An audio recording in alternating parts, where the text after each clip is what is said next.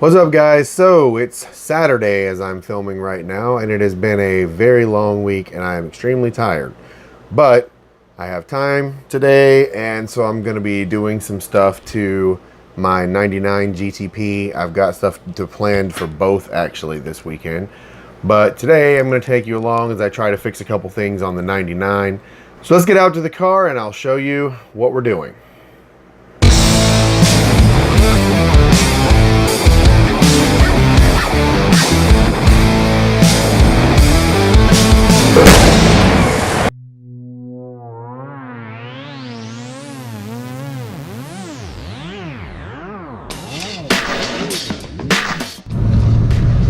Okay, so basically the things I'm trying to work on today, if you look here, for example purposes, this is the temperature gauge. That's about where it stays most of the time with the stock thermostat in it, but when it sits still, it will actually get up to about the 210 mark,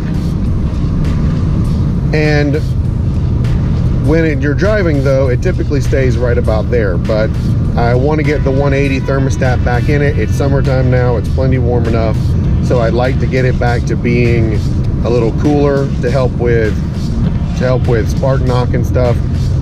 The other issue that I have, if you'll remember from a previous video, I've already had to replace the passenger side axle in this car because of a vibration, and most of the time now there's no vibration in this car. However, and I'll show you an example here, if I accelerate a little bit, then I don't feel anything, right? Okay, but if I really get on it, there is just a slight vibration still there.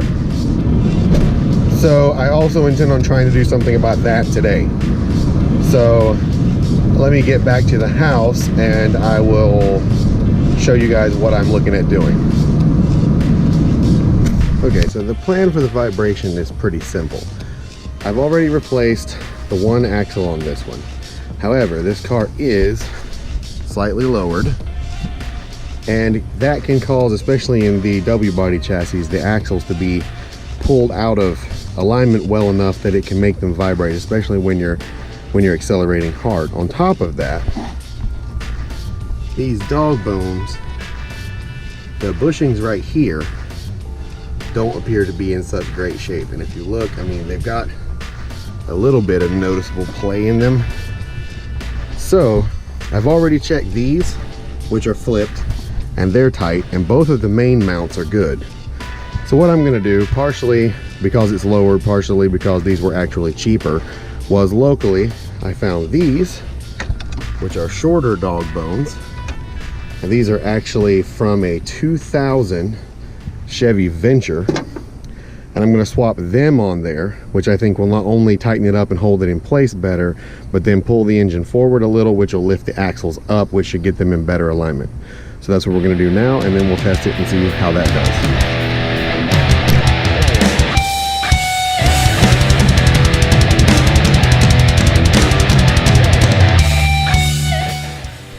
Alright, so that is both of the new mounts installed. So where the engine sits now, not a huge difference, but should be a lot stiffer. Some of my clearance here. So that's that for that piece of it. The next, we're gonna do this thermostat.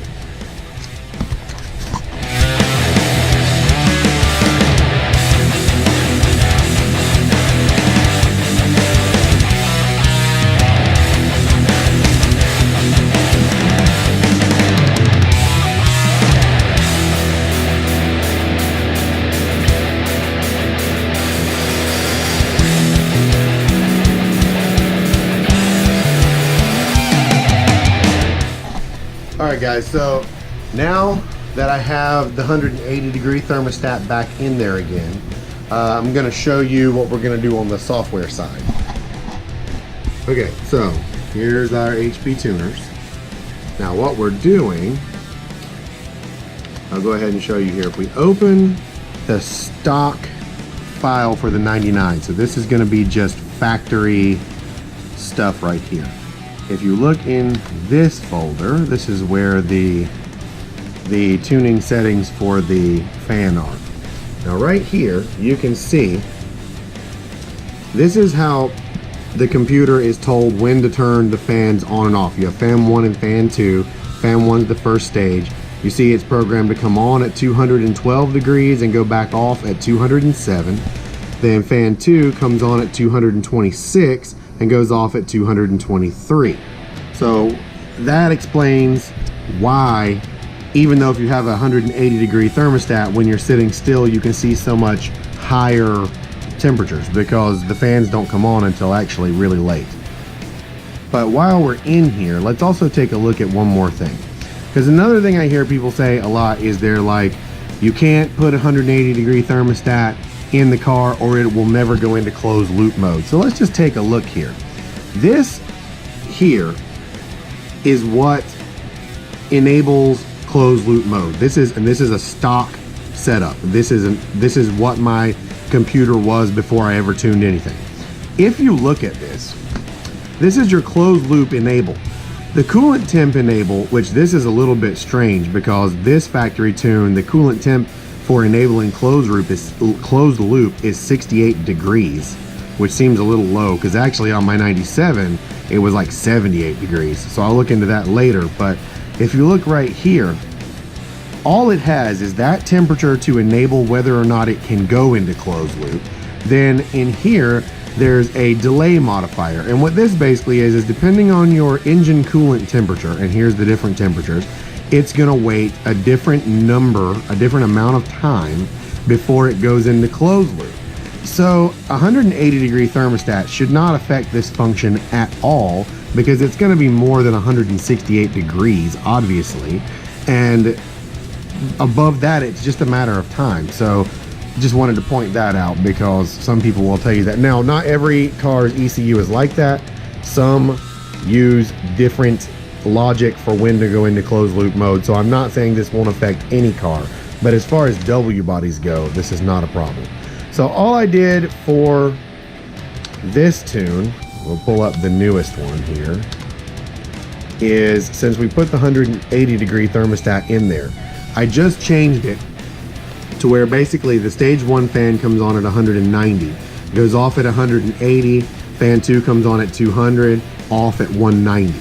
So these are probably a little bit tight to the thermostat, so I don't know that won't keep the fans on constantly, but this is just where I'm starting. This will make sure that at least they're on most of the time when they need to be, and that I don't see higher temperatures than I want to. So all I have to do now is take this and get it tuned to the car, and then we're just gonna have to go test drive it and see what it does. Okay, so after letting it idle for a while to warm up, and after driving a little bit, the temperature is staying pretty stable right there. Even when sitting still, I'm not seeing temperatures as high as I did see them before. So other than that, it's just going to be a question of whether or not that vibration is gone. That was the other thing we were working on today. So I'm going to get to a spot up here, and we're going to do a quick wide open throttle and see if we get that vibration. This ought to be good.